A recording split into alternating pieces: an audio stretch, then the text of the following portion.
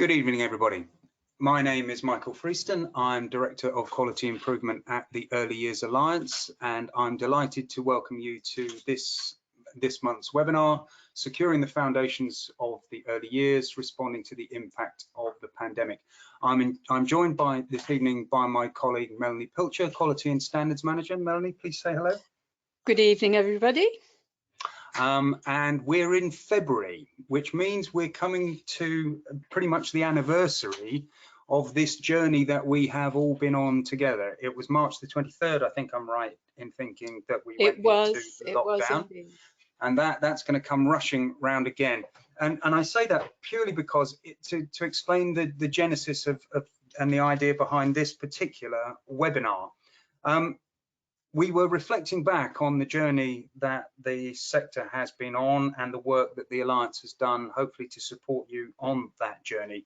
And we were reflecting back on the Welcome Back series that we did when many settings had been shut during the first full lockdown. And they were anxious and wanted some support in terms of what was going to happen when it came to welcoming the children back. And we started to think about what do we think will have happened to children and families over the 3 months that they weren't with us. And so when we were reflecting back on this, we thought, well, it would be a useful opportunity to now see whether we were right, really, to see what has happened in terms of research papers, policy statements from different organisations, to see whether what we thought might be the issues for children and their families, but also then to reflect on what that means for us as a sector, you as practitioners, as we plan for the future. So what we want to try and do today, oh, my slides are not moving forward. Oh, before I get onto the aims, I should just sort of introduce us. For those of you who've never met us before, that's me on the left and Melanie on the right. I'm just reflecting back, that photo of me was taken during sunnier times in the early part of lockdown as well. My hair is very different now. And mine was blonde then, Michael. It was, yes. Yeah, what a year it's been. What a year. The aims of today's session, therefore, are to try and give an update on the latest sector news, and there have been more developments today. Melanie will update you on those as we start. But to consider the emerging evidence from a range of studies into the short and potential long-term impacts of the pandemic on children, parents, and the early years providers. And importantly, to allow you to reflect on your experiences of the last year, and to consider the expectations of the next phase of the COVID-19 pandemic. I was saying to Melanie earlier on, I'm going to ban use of the phrase post-pandemic, because I think it's becoming particularly clear that we're not going to have a post-pandemic position. We're just going to be in the next phase of the pandemic, and that has implications for how we do our work and how we live as a society. For those, there will be a fair amount of information coming your way today. Please don't try and write it all down. For all the research presentations we've got, the final slide does have all the links to find the information yourselves. And we will circulate these slides to everybody who is registered tomorrow.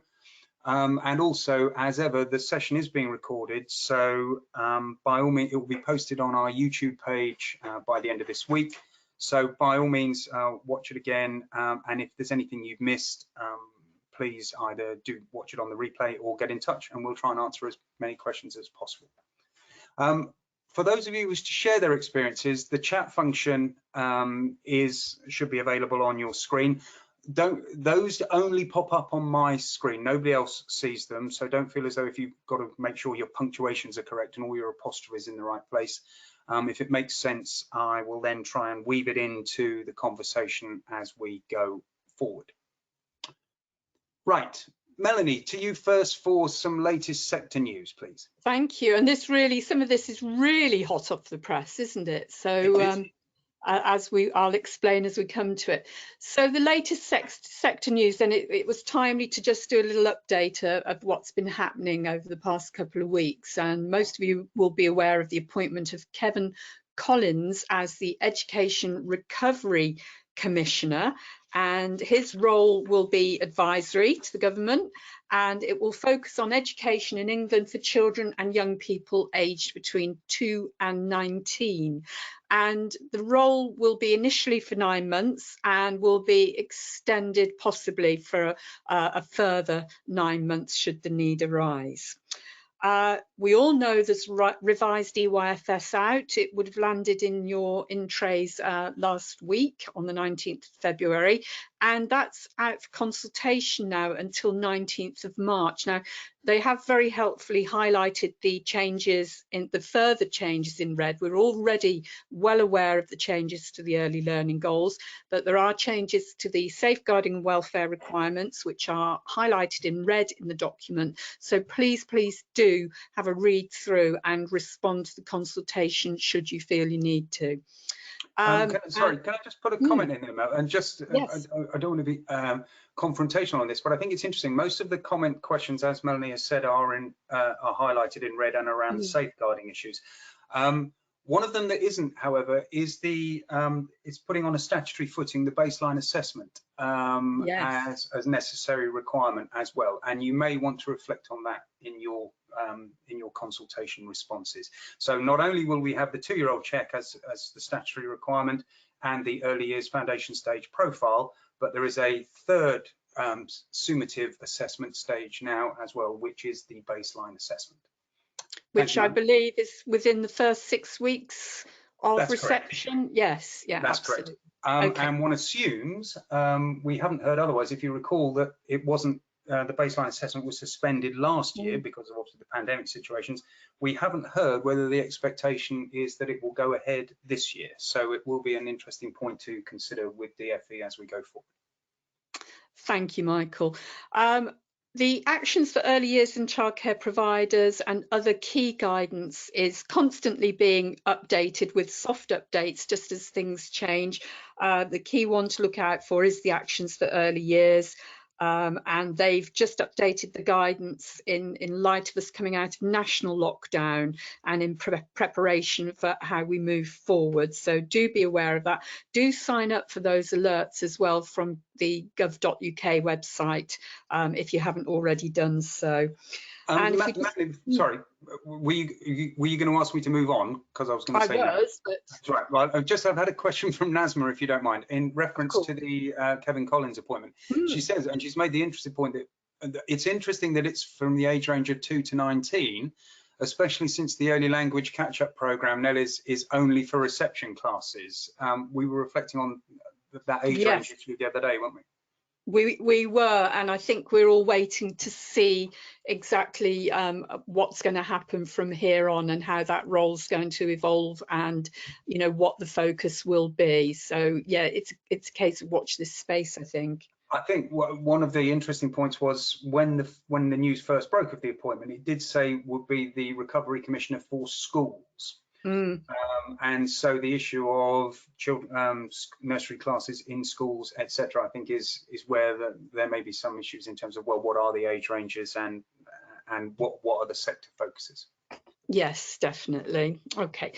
So the other news that we have out, of course, is the asymptomatic home testing kits will now be made available to PVI nurseries and preschools from the 22nd of March. And I think we're still waiting for some more clarity from the DFE on the rollout of those.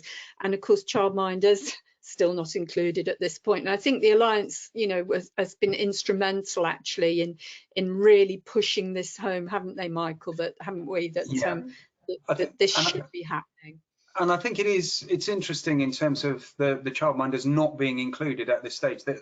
The view, as I understand it, is that they should access the community access testing almost as private individuals, citizens, rather than from a professional basis. So I think it's just not helpful, really.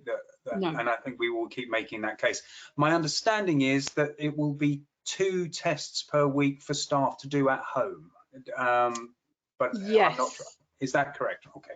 That's my understanding as well at this stage. But I think, as I said, the DFE is still, we're still waiting for them to release more detail on the rollout of that. I just had a question from Carol just on that. How do we access the home testing kits? Do we have any detail on that? I must admit, I'm not sure. No, as I said, the DFE have yet to give us detail on actually how they're going to roll those out. So again, it's a case of watch this space. But as most of you will be aware, our team will keep our website updated. And as soon as we have further information about that, we will make sure that that goes onto the website. So you'll be the first. Another interesting comment is coming from Joe, referencing the childminder bit. It's also not sure if out of school provision will be included. Yes, yes. And I don't know. Do you have anything? No, again, no, we're pushing back on this all the time. So and looking for clarity. So when we know, we will let everybody know. Smashing, thank you. Okay, and then just about 2 hours ago, Michael, I think I'm right in saying, we know that Ofsted were planning to return to full graded inspections, so the routine scheduled inspections, as soon as they could in the summer term. We've known that for a month or so now. In the interim, there was the plan to do the assurance inspections initially from January until summer term. That was then pushed back until the 8th of March, until summer term.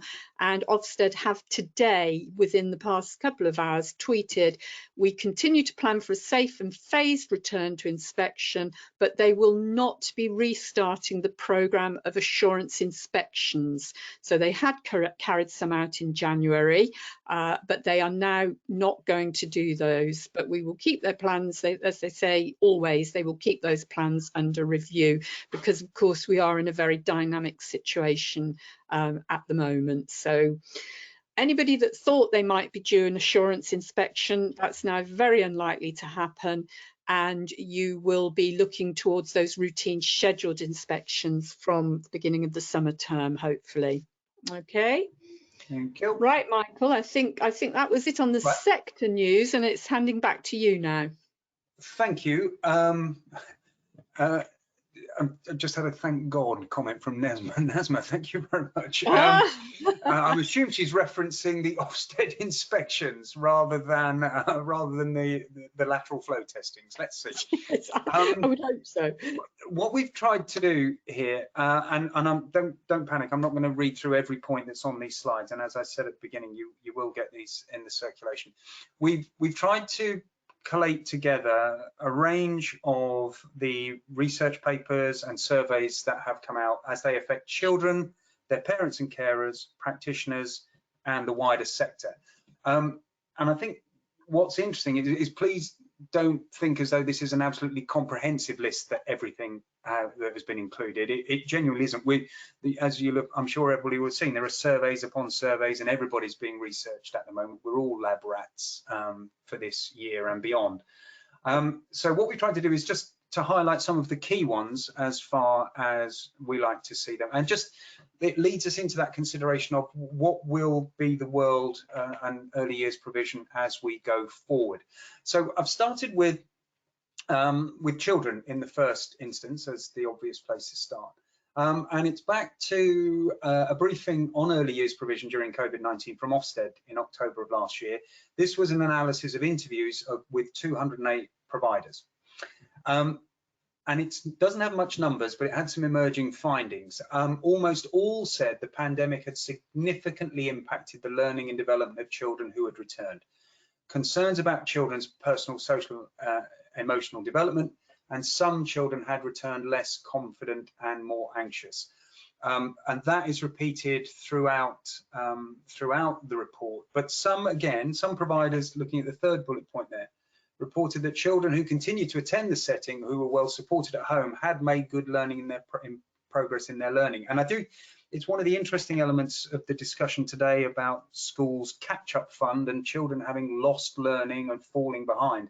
The language is very important here because my children have worked extremely hard and I like to think, yes, it's been a disrupted year. So I think there are, but they have done well. And I think there are some issues that we, certainly with the children in our care, we need to make sure that the language and the discourse is extremely positive.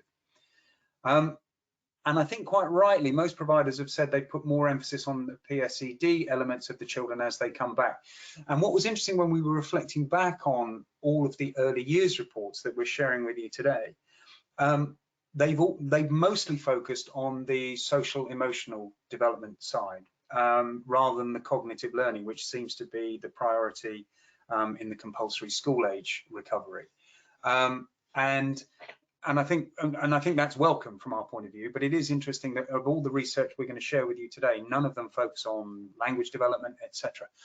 One of the comments again that's come in, and I think Mel might reflect on this as well with her granddaughter's point, that the children, one of the ladies has said that the children all came back talking more, especially Melanie, do you want to share Holly's experience?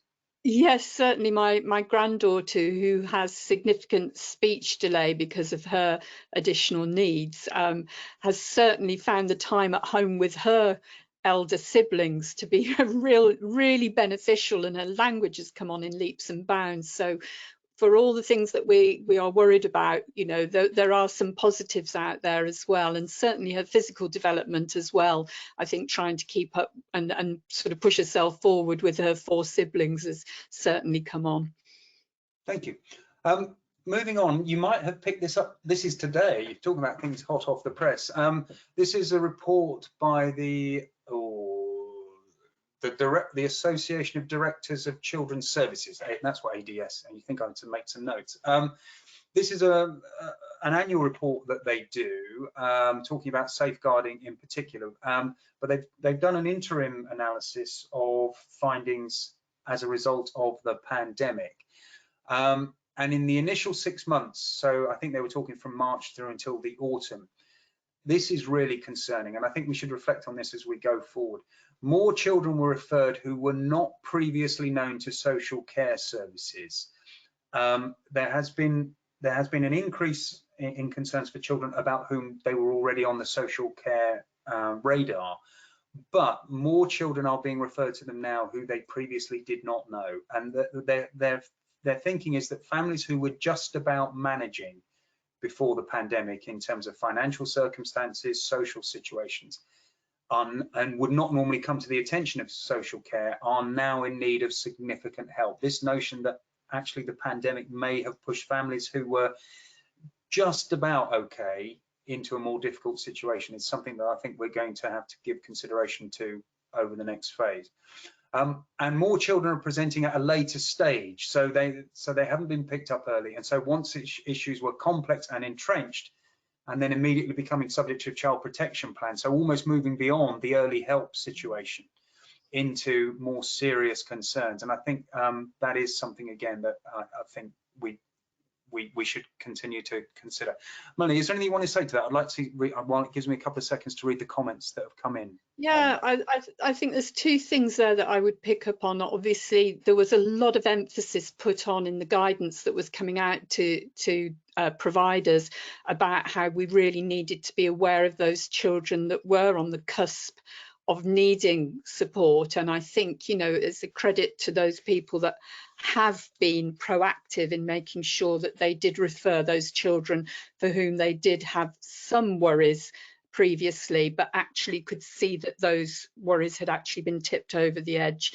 And I think the other thing as well really is the fact that those children, more children presenting at a later stage, I think just demonstrates actually the vital role that providers have always played in the safeguarding, which is what we do to actually prevent children from getting to that critical stage of needing child protection. I've just had a comment from Becky. She agrees with the safeguarding issue. I've had more safeguarding cases this year than I have ever known in my 15 years in the sector. Wow. And I think that is going to be reflected, Becky, and we may be at the beginning of this, I think is probably what I would say. Linda has asked, are there any particular areas of the country worse than others with child referrals? I don't know, Linda. I mean, as I say, this was a report, this was just an interim element from one of their standard reports. But I think what we're picking up from, there is increasing concerns in terms of disadvantaged areas. and whether the whole pandemic impact is going to be evenly felt across the country. I saw a tweet the other day that said, we're not all in the same boat, we're all in the same storm, but the vessels with which we are trying to navigate the storm differ hugely across the country, and I think that's an interesting food for thought. Okay, I'll move it on.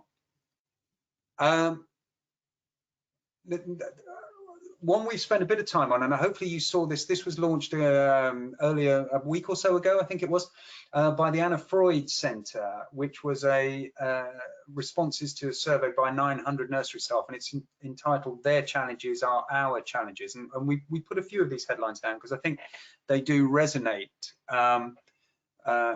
quite closely with the experience we've had from our members. 69% of nursery staff said they had experienced working with babies or children affected by trauma or abuse. 71% of nursery staff said they had worked with babies and children affected by domestic violence, and 60% reported they'd worked with babies or children from families affected by substance usage.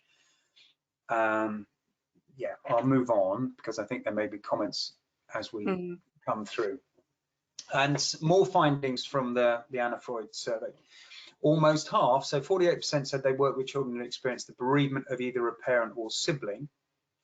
42% of staff had noticed signs that children in the care had had their emotional well-being affected.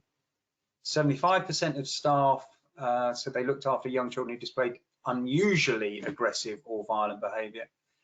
And 91% had dealt with challenging situations that involve children who potentially have mental health issues or social or emotional difficulties. Again, I mean, and some of the comments that you're coming back in terms of scary stats and comments about family finances and living in overcrowded houses, all contributing to these factors. And I think it was, if you get an opportunity, particularly to read this report, I think it is very telling. Just on one from the Disabled Children's Partnership called Left in Lockdown. I thought this was telling in terms of the circumstances of families with disabled children or children with learning disabilities. And this isn't an early years survey. This is around children and young people. So this wasn't focusing on early years itself, but I think it would be interesting to know if you have experience of any children that you support in your settings about whether this resonates with you. 70 to 80% of parents reported a decline in mental health for their children. 64% say the lockdown is having a negative impact on their child's disability or condition. 51% of those who are receiving therapies or other extra support say this has now stopped. And 32% say no specific support in relation to their child's additional learning needs, disability or special educational needs has been offered by the school or help with home learning. I thought that was a low figure. Melanie, do you want to sort of explain how you put me right on that? Again, that didn't reflect what I've been hearing back from talking to providers in other events that we've held, and also my own experiences again of Holly, who's had a lot of help with home learning because she hasn't been back to school through lockdown, and actually she has had an awful lot of support around home learning and from the services that do support her, actually, with resources, additional resources to support mum and dad at home with her. So, you know, I know it's a very mixed picture across the country, but it's perhaps not quite as bad as we might think. Yeah, okay. So I'm just looking at some of the comments that have come through. Sorry, they're scrolling up pretty quickly.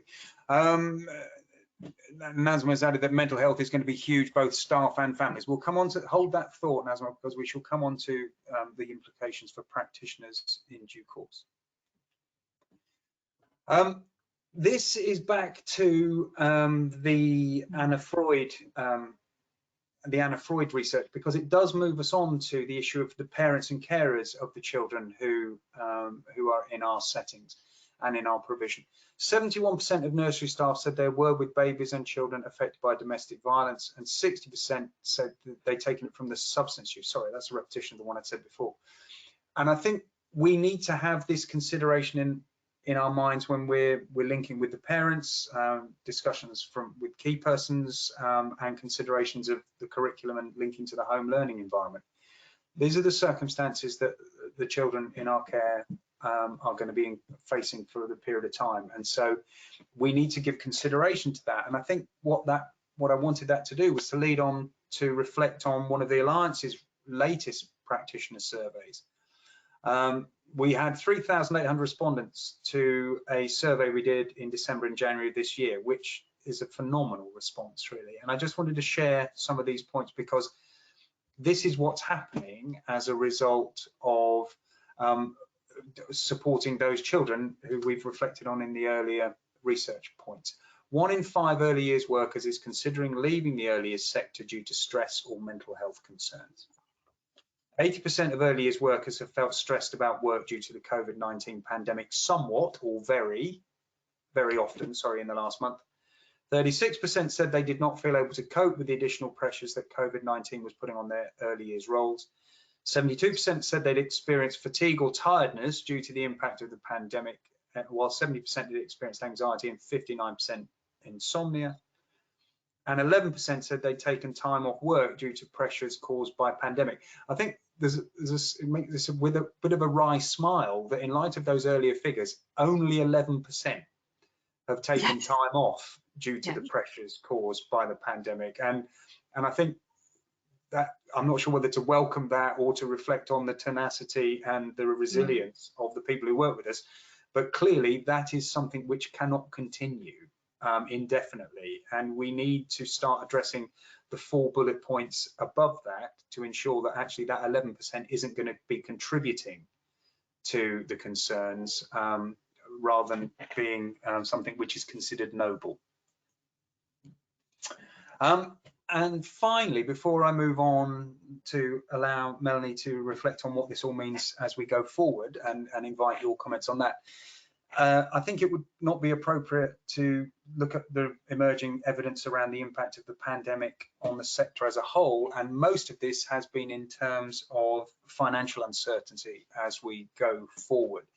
And I won't spend any time, I'll put this one on there because the business support needs of London's early years sector and how they can be met. I put that in there, recognising that lots of people aren't in London, just that I wrote this one, so I quite liked it, so I put it in there. It was based on some research we did with CEDA back in the autumn, and I would recommend it to you. So the links are at the end of the slide. DFE did their own survey of childcare and early years providers and COVID-19. The survey was undertaken back in July, so remember where we were in July. Not all families were coming back, so not all settings were open at that time. So they had the findings that 45% of nurseries and preschools and 55% of childminders expected to remain financially sustainable. That's the DFE way of presenting facts, that 55% of nurseries and 45% of childminders did not expect to be financially sustainable for the next year. And I think what follows that up, the next slide, is from the very well-respected Institute for Fiscal Studies. They did a report back in September of last year called The Challenges for the Childcare Market, the Implications of COVID-19. Now, they go into a lot of numbers. That's what the Institute for Fiscal Studies do. But basically what they're indicating is that 20%, there's a 20% gap between income levels and expense and cost levels in the sector. And that this is going to have situations in terms of sustainability for the sector as a whole. And what they have then forecast, obviously the final bullet point there, is there's a risk that many providers will close, creating a shortage of spaces once demand from parents going back to work returns to more normal levels. So that issue of supply and demand going forward is going to be a major concern from an economic point of view, as well as from children's learning and development. Now, Melanie, I think I'm right in saying that that's me done, so I can read back all the comments that are coming in whilst I hand over to you, if that's okay. Of course. Yes, thank you, Michael. So if you can just move us on. I have. Have you not got the change of slides? Not as yet. Oh, no, sorry, it is there. I do apologise. Thank you. Okay, but I'd just like to cause you a moment's panic there. Yeah, thank you. Right. Well, the first thing, I mean, my role this evening is to really think about how the sector can respond to some of the headlines that are coming out of the research reports. And I don't have all the answers tonight. If I did, I would certainly be asking for a pay rise. But what I wanted to do really was to highlight some of the things that we really need to think about. And obviously, throughout the whole of the pandemic, providers have kept the child at the heart of practice, just as we would expect. And that has been our priority. But as we move towards the beginning of the end, or the beginning of the next phase, whichever way you want to think of it, there are a lot of things to consider. And of course, we can only keep the child at the heart of practice if we're prepared to look at that bigger picture and consider those protective factors that are around children. And you can see from the headlines of the reports that Michael's alluded to, you know, the impact on parents and carers and the wider family, the key person and practitioners in your setting, children's peers, their friends within the setting, and of course the environment within which all this takes place. So I think the starting point really is to think about all of those things. How have those elements been affected, and what do we need to know? What do you need to find out in order to be able to influence and support as we move forward? And I go back to, as you will know now, when we talk about our educational programs, we talk about our intent, our implementation, and what we hope the impact will be.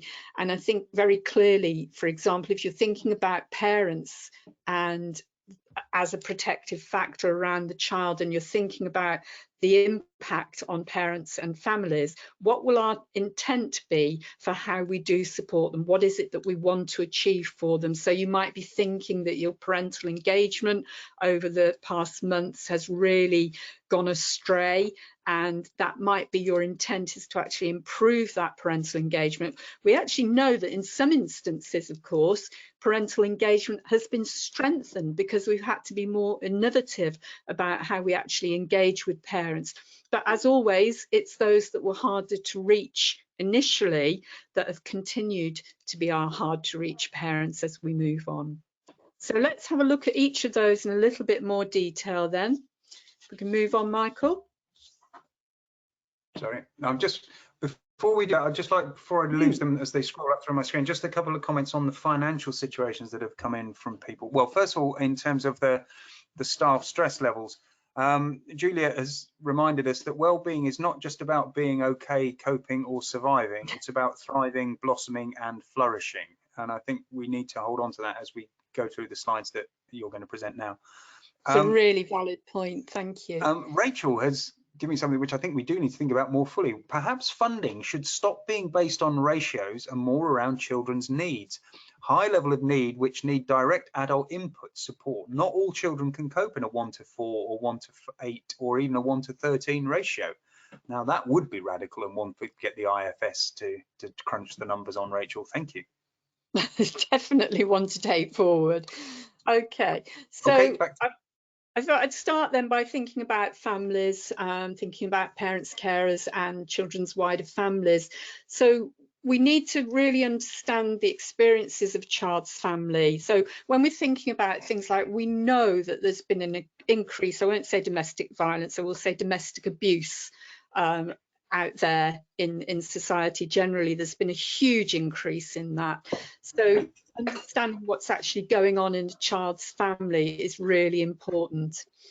Thinking about the ways that we re-establish those vital partnerships with parents, as I mentioned earlier, there have been some things that have been really positive about the way that we've engaged with parents, and actually in some cases that parental partnership has increased, whereas in other cases, you know, where it was a struggle to start with, it certainly hasn't been helped by the situation we find ourselves in.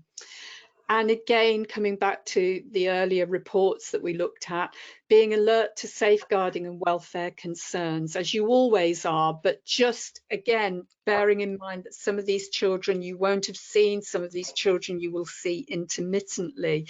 So thinking about things, the domestic abuse, the mental health and well-being of a child's main carers, the social isolation. We talk very much about deprivation and we think very much about financial deprivation, but actually, you know, one of those indicators for deprivation is also social isolation or rural isolation, thinking about people who haven't been able to access the normal support that they would by actually interacting with other groups, with other organisations. And inevitably, whether there has been family breakdown, and, you know, again, we know when we're dealing with parents on a day-to-day basis, in usual times, somebody might not tell you actually that their marriage has broken up, that their partner has moved out, or that something significant has happened in their lives.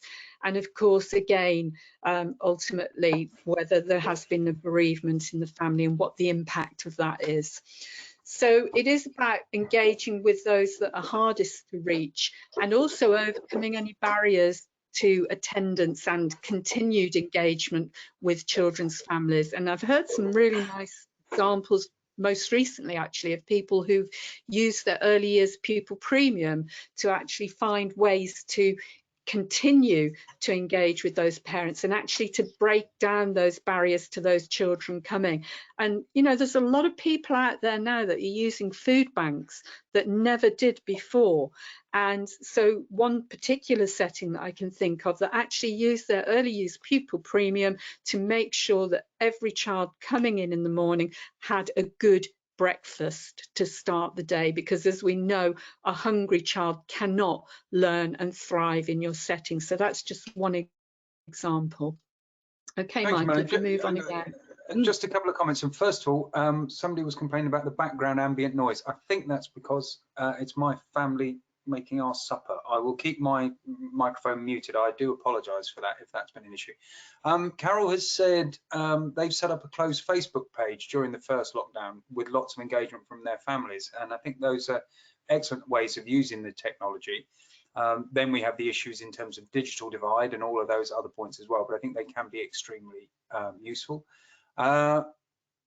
And then a question from Juliet. Does there need to be a clear demarcation about safeguarding and welfare in this instance? Is there mitigating circumstances that may not be safeguarding issues, but a general well-being issue around mental health?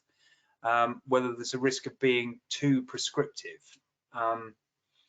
I think, wow. Yeah, I think we get into that issue of it's our response from that point of view, isn't it? Rather than actually what we're disassociating necessarily what the cause is to actually trying to address a solution in as most effective way as we possibly can. Yeah, and again, it's being very clear about what those signs and symptoms may be, and actually what the impact on the child is ultimately, how you actually take that forward, and whether you are just looking for early help for that child, for that family, or whether those things have escalated further and you need to take more positive action. So yes, I think it's, you know, the basic principles of safeguarding remain exactly the same, mitigating circumstances or not. That's what I believe anyway.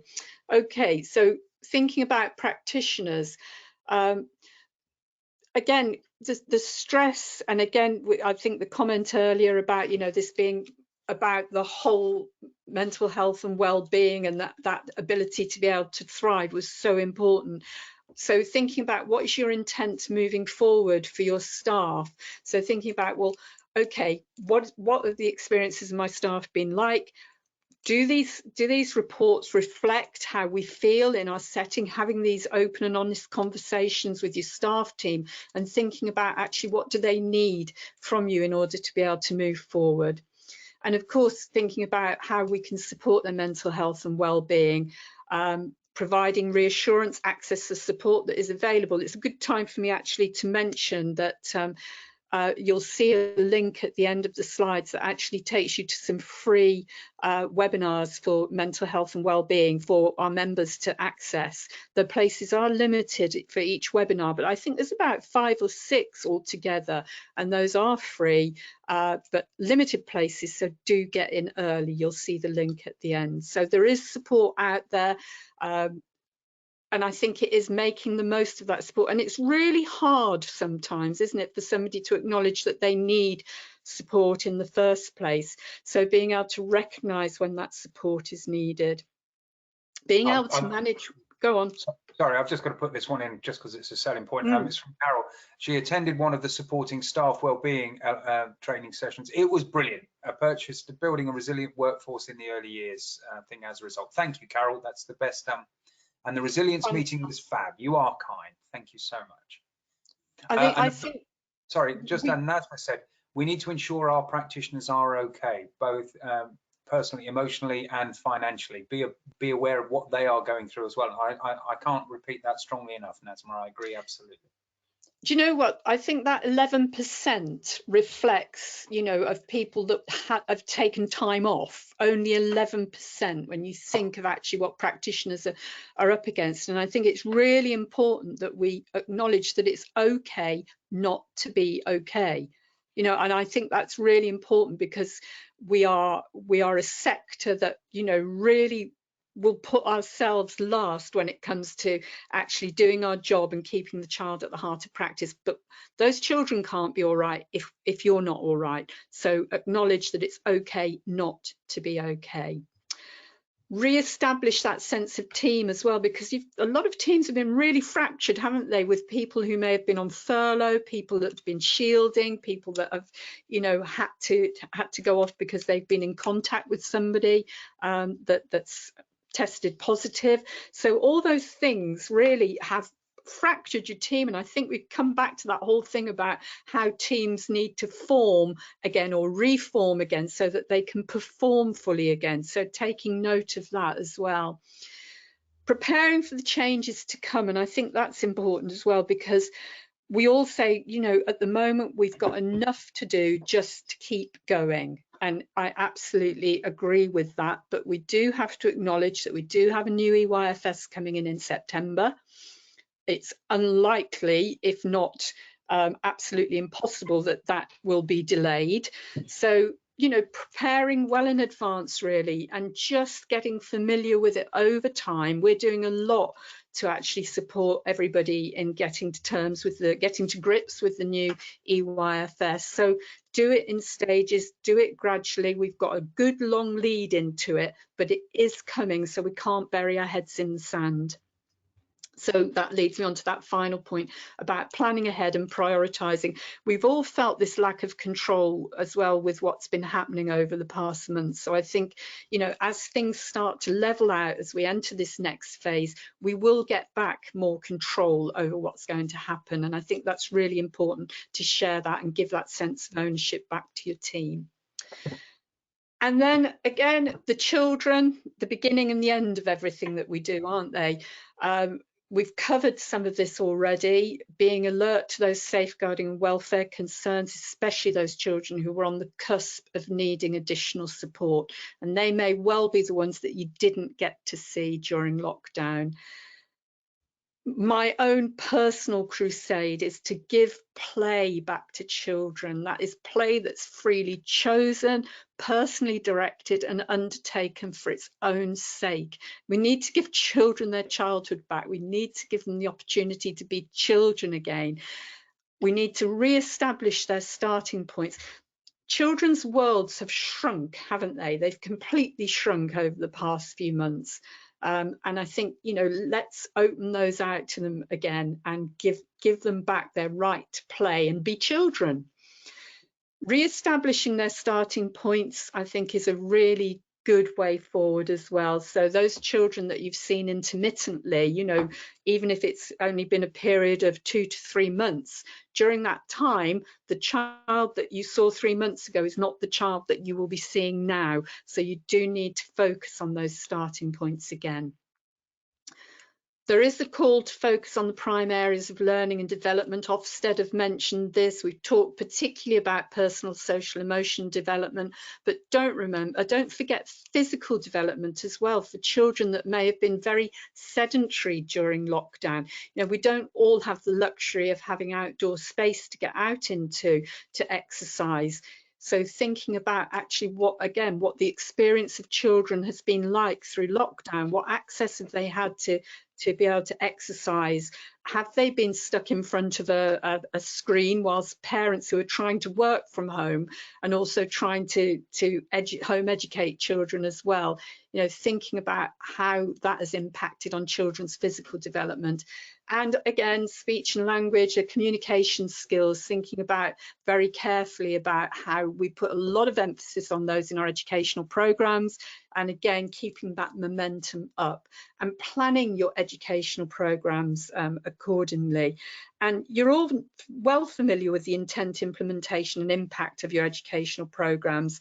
And when we were thinking what we would actually call this session, we gave such a lot of careful consideration to the title we used, and we did settle on securing the foundations of early years, because that's exactly what we seek to provide when we are delivering the EYFS, a secure foundation. And that secure foundation has been undermined over the last 12 months. So we really do need to re-establish that secure foundation for early years. Okay, Michael, if we can just move on again. Thank you. I'll just share a comment that's coming on. It's from Joe, and referencing back to the staff team element. She maybe comment about rebuilding teams, especially considering practitioners who chose not to be at work for whatever reason, and re-establishing the team. I'm assuming if there are any residual tensions or something between those who did work and those who didn't, I assume is what she's getting at. And I can imagine that is something that does need to be, we do need to give consideration to, and that will be the knowledge and understanding of the manager for his or her team going forward and how to respond. Definitely, it really is a management issue, isn't it? And I think if it becomes the elephant in the room, you know, you've got to be very open and upfront about it all. So, okay, that's a really good point. Thank you. So the enabling environment, again, I was reflecting on this as I was writing the slides, and I was thinking about the fact that the changes that we made to the visual look of our settings over 12 months ago, you know, when we were trying to organise bubbles, when we were sectioning areas off, when we were closing off certain areas, when we were putting up signs, don't do this, do that, wash your hands, you know, those have now become established in the minds of young children and are now the norm. And I was thinking, you know, we all want to get back to some semblance of what our settings used to like. But I think if we're going to do that, we really need to give children ownership as we gradually change things back. Think about the things that worked really well, what can stay. And that leads me on to my next point about don't lose the impetus for outdoor provision. So many people made best use of the outdoors during the pandemic because we knew that being outdoors was better for everybody, that it lowered the risk of transmission. And a lot of people had to think very creatively about how they could best use their outdoor space, no matter how limited it was. And again, we've seen some wonderful examples of how people have done that, you know, and we don't need to go back indoors necessarily, especially as we're coming towards the spring now, the weather's getting better. So keep that impetus up for actually that outdoor learning, because it is so valuable, especially again for those prime areas of learning and development that we really need to support further now. An interesting one, sorry, just on that, an interesting comment just come in from Nazma, in as much that minimalistic worked really well for us. It was less busy and we found the children engaged more. Yes, there are many things that we will not go back to, and I think that's an excellent suggestion. Thank you, Nazma. They definitely are, and I think where I'm saying about giving children ownership as well, and in your observations of what's been going on in your setting, you can obviously see how well that's worked, and there are a lot of settings that over the years have gone very minimalistic and found that to be a really positive thing for children's learning. So yeah, brilliant. You know, you've tested it out, you've done it because you had to, but now you've proven that it actually works, and it works for the children. So brilliant. Carol has a nice suggestion. They, at the end of the day, they do an hour voice, hour day with both the children and the staff as a way to evaluate what's how the day has gone and presumably plan for for the next. Yeah, it's a lovely idea. Thank you. I'm frantically writing down all these ideas, Michael, because the one thing I think from doing the support that we've done over the past 12 months is that we've learned as much from you out there as you've learned from us. So, and we're happy to keep sharing that information around. So thank you for sharing. It's really important. And a slightly controversial one that I'll put out there. I think the children settle better without their parent or carer being in the setting. Oh, well, I'll be controversial now, because I've always said that working with children would be a brilliant job if it wasn't for the parents. I'll cut that from the recording, shall I? We'll edit that out. But no, actually, it's about that balance, isn't it? And we know that sometimes there are parents who are anxious and who sometimes you're just thinking, you know, actually, if you went now, I know your child would be fine. But actually, you know, we do need to involve parents. We do need to actually welcome them back into our settings again. I have to say, Linda has said 100% agree. Thank you, Linda. We'll take it on from there. Thank you, Melanie.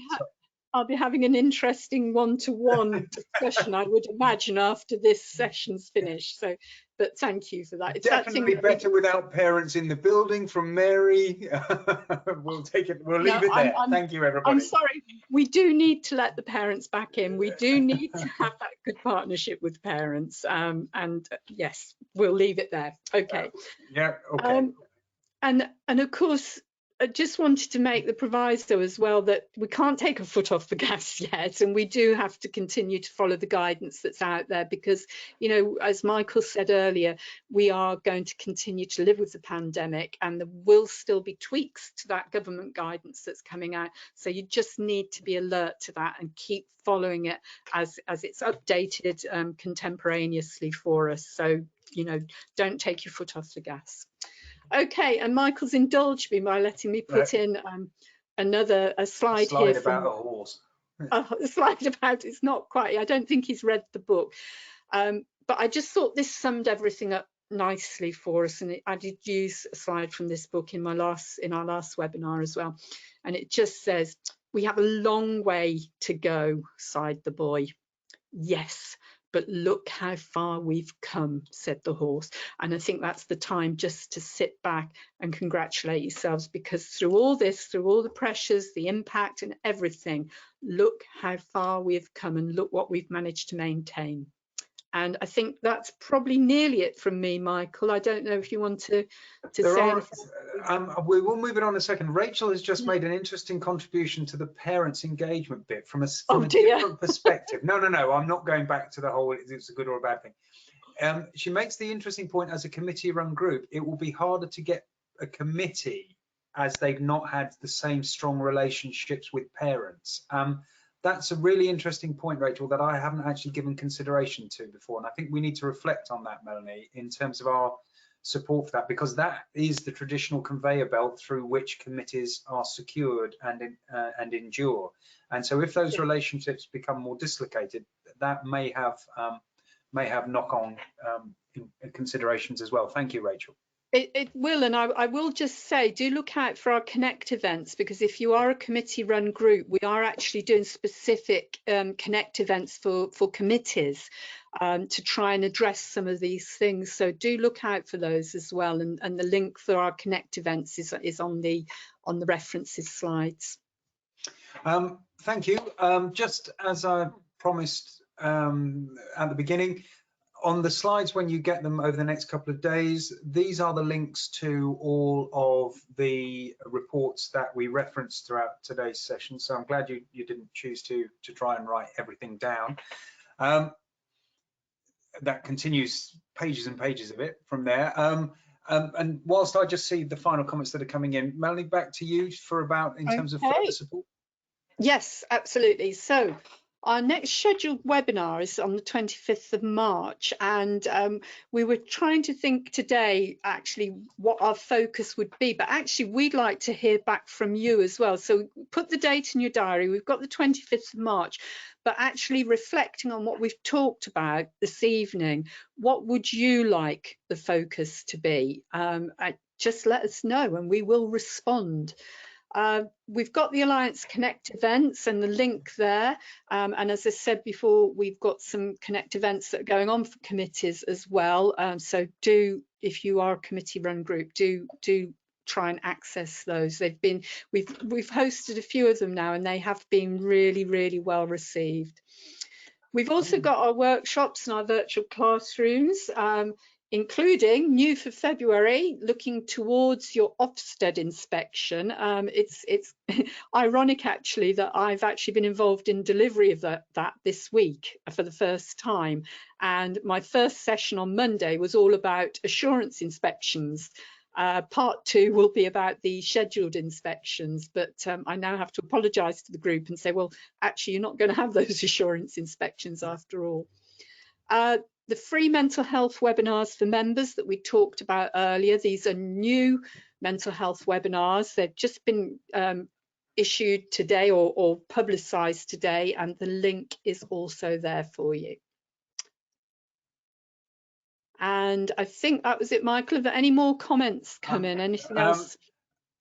Julie did ask me to go back to slide number 1, and I've lost that comment now, and I can't think what slide number 1 was. The title slide. So I've just put a note back to see if there's anything specific she wants.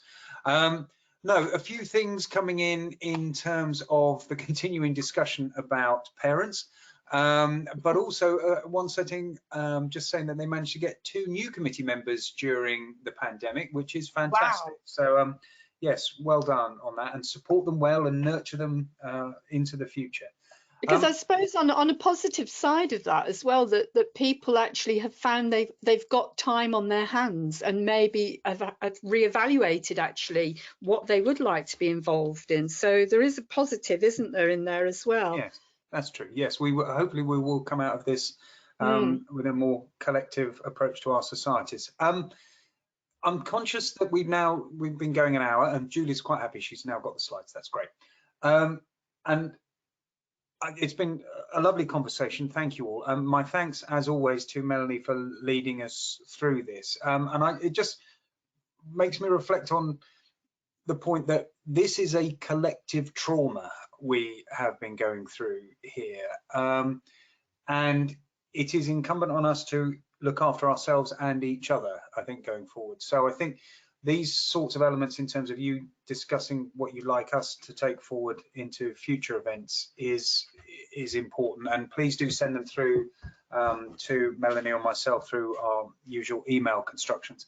And it's just remains for me to say thank you to Melanie, thank you to everybody who's been typing away furiously on the keyboards. I hope you found it valuable and useful, and I suggest you go and enjoy your Wednesday evening. Thank you, Melanie. Thank you, everybody. Good night. Thank you. Good night.